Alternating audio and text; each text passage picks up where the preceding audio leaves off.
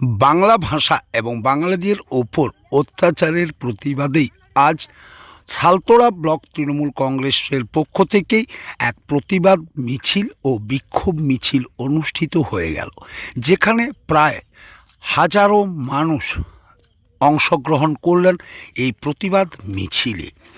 যে সকল মানুষেরা ভিন রাজ্যে কর্মের জন্য যাচ্ছে, সেই সকল এলাকাতেই বাংলা ভাষা বলার জন্যই তাদের ওপর অত্যাচার নেমে আসছে, এমনই অভিযোগ করছেন তৃণমূল কংগ্রেস। তারই প্রতিবাদে আজকের এই প্রতিবাদ সভা।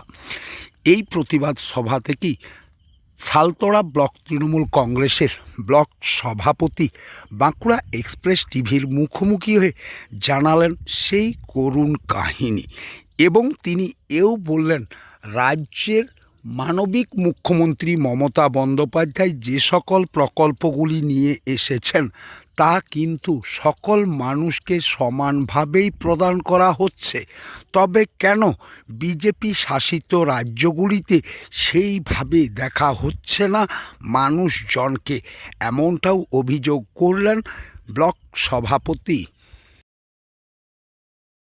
তৃণমূল কংগ্রেস ৩৬৫ দিন রাস্তায় নামে, এই কারণেই নামে যে বাংলা ভাষা বললেই যে বাংলাদেশি দিল্লিতে যে আমাদের রাজ্য থেকে গেছিল সেখানে অত্যাচারিত হয়েছে, নিজেদের ভোটার আইডেন্টি কার্ড নিয়ে গেছে, আধার কার্ড নিয়ে গেছে।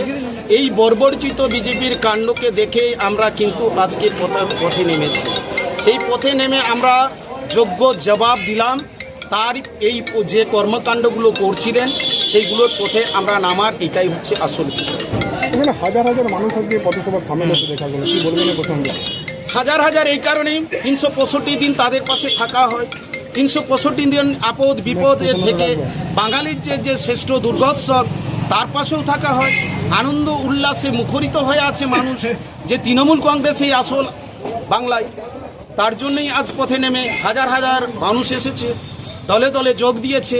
তৃণমূল কংগ্রেসকে 2026ও নিয়ে আসবে।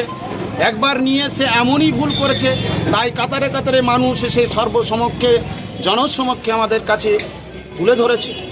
দল আমাদের ঘরে দেখতে পাবেন আমাদের পরিকল্পনাগুলো কিন্তু বিজেপির ঘরে ঘরেই আছে, বিরোধীদের ঘরে ঘরেই আছে।